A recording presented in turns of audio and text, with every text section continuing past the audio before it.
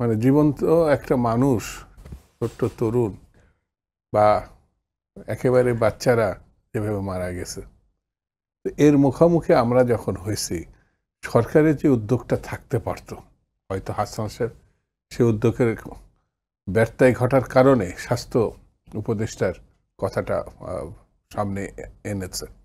অনেক দেশ আমাদের এই ঘটনার মধ্যে দিয়ে হেল্প করতে চাইছে, সেখানেও স্বাস্থ্য মন্ত্রী স্বাস্থ্য উপদেষ্টার সক্রিয়তা আমি ব্যক্তিগতভাবে দেখি নাই।